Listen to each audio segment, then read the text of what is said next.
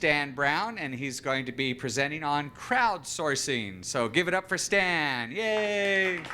When I decided on the topic that I was going to choose, I noticed that all of my co-workers chose topics that were more how-tos.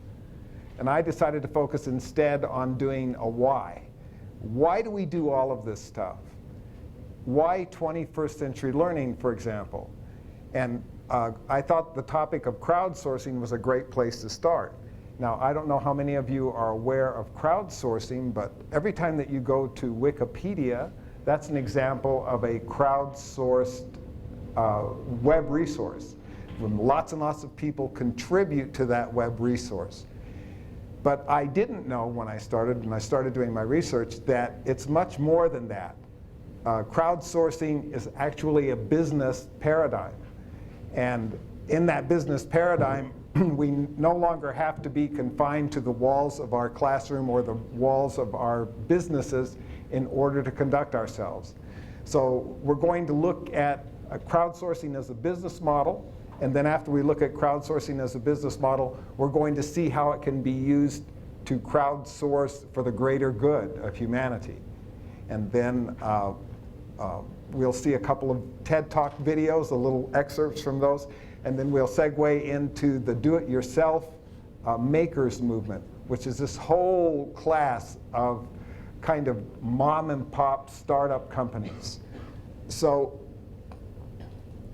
what is crowdsourcing? The definition of crowdsourcing is the practice of obtaining needed services, ideas, and content, and soliciting contributions from a large group of people, and especially from an online community, rather than from traditional employees or suppliers. It's often used to subdivide work or fundraise startup companies and charities, and we'll be actually looking at some of those online resources. And crowds of self-identified volunteers where each one adds a small portion that combines into the greater result.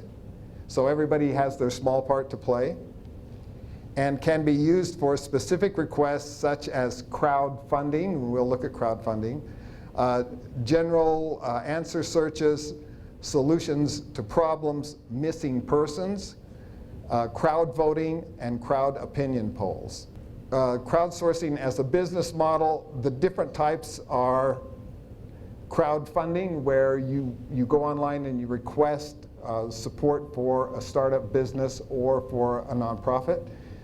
Crowd data collection. Every time you like a company on Facebook, it collects data from you. Every time you visit a website, that cookie is collecting data. So you shouldn't worry too much about the NSA. Your data is being collected all the time anyhow.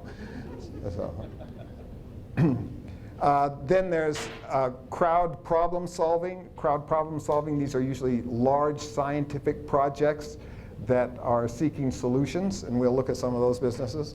And crowd design, so if you want a logo for your company or you want a t-shirt designed, there are companies that will connect artists with the businesses, and you get to choose your design.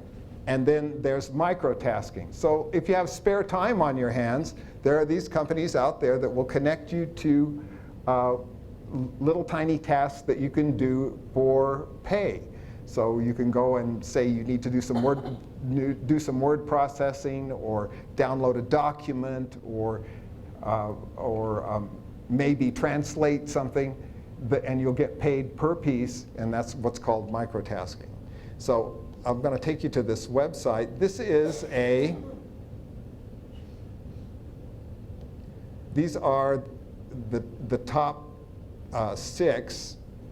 There's CrowdSpring and 99 Designs. Both of those connect graphic artists. So the way this works is a company will say, I need a logo or a website designed. And so all these graphic artists will come on and submit their designs. And so the advantage to this is that the company doesn't have to hire an art department. It can just go online and say, I want a logo for my company, or I want a web design for my company, and you'll get 100 or so people trying to participate. And then me as a company, I get to choose the best design out of the top ones. And there's an online voting community, so I don't even have to do the selection process myself. The other people that have submitted designs vote yay or nay whether or not they like that particular design. And so the only way that I would get paid as a graphic artist is if my design was accepted. So those Kickstarter is either a micro-funding or in some cases a macro-funding website for startup businesses or nonprofits. So you put up your project, and there's a very strict criteria how you can submit this project, and you get benefactors or people who are interested in putting seed money in, investment bankers. In fact, this one video that I'm going to show you a little bit later, this one project got funded. They were asking for $100,000, and they ended up with $10 million. So their project went from being a pipe dream with a prototype into being a full-blown factory where they could actually manufacture this project.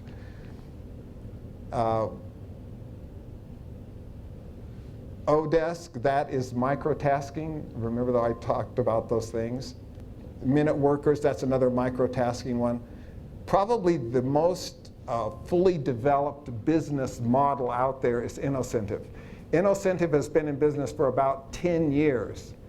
And they're a spin-off from one of the major pharmaceutical companies. And what they do is they run contests for very, very large prize money. So they'll run a contest, you submit your contest idea, you can work in teams, and some of them have payoffs as much as $1 million. A lot of them, they're in the $10,000 to $30,000 range, but some of the more technical projects that are out there, they compass the entire world, and so they're getting a talent pool from everywhere in the world, not just in the US. Right? So when you stop and think about this, this is 21st century learning in practice. And it's been going on right under our noses, and the whole business model of the US is changing. Since the financial meltdown, business is not as usual. It's just-in-time talent. We're not looking at where we go to a brick and mortar building anymore. Everybody is a part-timer, more or less. So that's the grim reality of the situation that we're in. In the next slide, I'm going to talk about using these 21st century skills. You can make money off of it, sure. That's a good thing that you can make money. But there's a lot of free talent out there and that has spare time. And I'm going to show you a video in a few minutes that uses a term called cognitive surplus. And what cognitive surplus is, it's, say you're really, really smart and you know how to do all of these things, and you have spare time, then you can share that talent with the rest of the world. And here, that talent has been used to create a platform that's called uShahidi. And uShahidi is a way of crowd mapping. So most recently it's been used in mapping the election fraud in Mexico. It uses SMS messaging, and it creates a map where people suspect there is election fraud going on.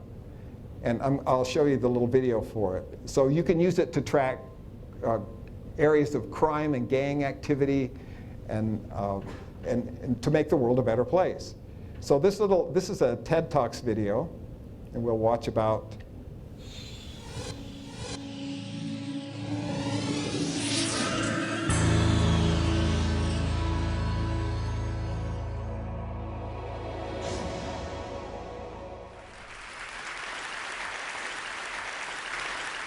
The story starts in Kenya in December of 2007 when there was a disputed presidential election. And in the immediate aftermath of that election, and there was an outbreak of ethnic violence. And there was a lawyer in Nairobi, Okola, who some of you may know from her TED Talk, who began blogging about it on her site Kenyan Pundit.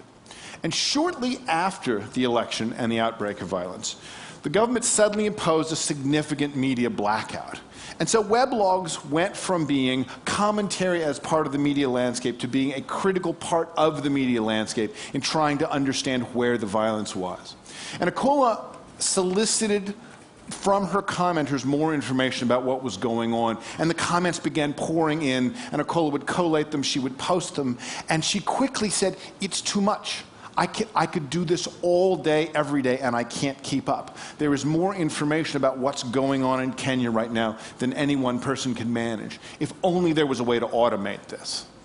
And two programmers who read her blog held their hands up and said, we could do that. And in 72 hours, they launched Ushahidi.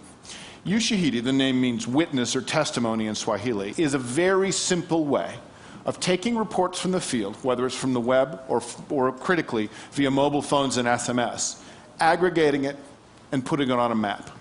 That's all it is, but that's all that's needed, because what it does is it takes the tacit information available to the whole population. Everybody knows where the violence is, but no one person knows what everyone knows. And it takes that tacit information and it aggregates it and it maps it and it makes it public. And that maneuver, called crisis mapping, was kicked off in Kenya in January of 2008. And enough people looked at it and found it valuable enough that the programmers who created Ushahidi decided they were going to make it open source and turn it into a platform. It's since been deployed in Mexico to track electoral fraud. It's been deployed in Washington, D.C. to track snow cleanup. And it's been used most famously in Haiti in the aftermath of the earthquake. And when you look at the map, now posted on the Ushahidi front page, you can see that the number of deployments in Ushahidi has gone worldwide. Right? This went from a single idea and a single implementation in East Africa in the beginning of 2008 to a global deployment in less than 3 years. Now, what Okola did would not have been possible without digital technology. What Okola did would not have been possible without human generosity. And the interesting moment now, the number of environments where the social design challenge relies on both of those things being true.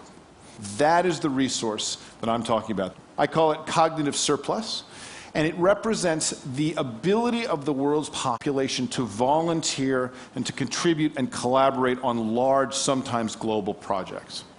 Cognitive surplus is made up of two things. The first, obviously, is the world's free time and talents. The world has over 1 trillion hours a year of free time to commit to shared projects.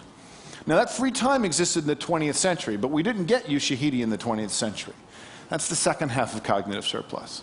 The media landscape in the 20th century was very good at helping people consume, and we got, as a result, very good at consuming.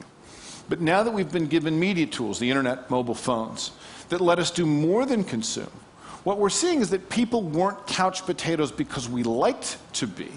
We were couch potatoes because that was the only opportunity given to us. I'm going to stop it right there.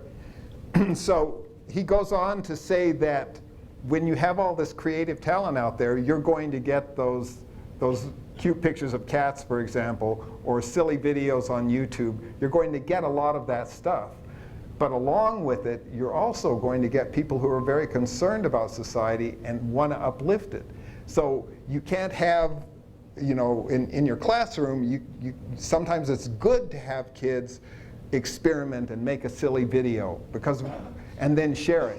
Because once you give them a strict project to follow, they're not going to learn anything.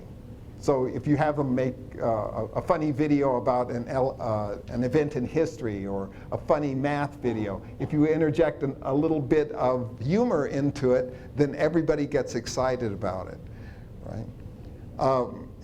This guy, his name is Clay Shirky, goes on to explain that we do things online that we like, right? So not necessarily what we need, but sometimes that goes along with getting these kinds of projects going where you have people that are helping others. Along with that cognitive surplus, there's something called the do-it-yourself makers movement. And that's what the next part of the talk is about. The do-it-yourself makers movement are all these mom and pop kind of open source sharing kind of businesses that share everything that they know. Did you know that one of the most successful business entities in the US is the fashion industry? Nothing is copyrighted. Everything is open source. Everybody can steal everybody else's ideas. But it's billions and billions of dollars of money are generated. So I'm looking at this as the death of copyright and the death of patent, because it's certainly coming. It's certainly a new world, and what really matters is how you put the parts and pieces together. So we're going to talk about those parts and pieces right now. This is called the third industrial revolution. And it was made possible because we have all these communication tools at our disposal, so we are connected 24/7. The do-it-yourself makers movement is made possible because of advances in robotics, genetic engineering. Believe it or not, there are mom and pop businesses out there manipulating the genomes of bacteria as we speak. That's kind of scary. And 3D printers. So the TED Talk that I'm going to show you right now starts out with a 3D printer. And not only, so don't be misled into thinking that 3D printers only print little plastic toys. Apparently they can do a lot more than that. They can print proteins, so they could ostensibly print foodstuffs if you wanted to. They can make things out of metal, so the 3D printer is really quite a revolution. And it's open source. The idea of open source is like like some web browsers are open source. Firefox is an open source web browser. Wikipedia is an open source encyclopedia. So all of the stuff, all of this information is shared by online communities. It's not locked down in some corporate office. And of course, I said the 3D printing. So let's look at this next TED video. This guy is responsible for a motherboard that's called Arduino. He's an Italian, and it's open source, and you can build all sorts of crazy things using it. And so even the teaching tool is open source, so anybody has access to this. If you can buy his already made motherboard, of course, but there are lots of others that you could get the designs from and make your own if you wanted to.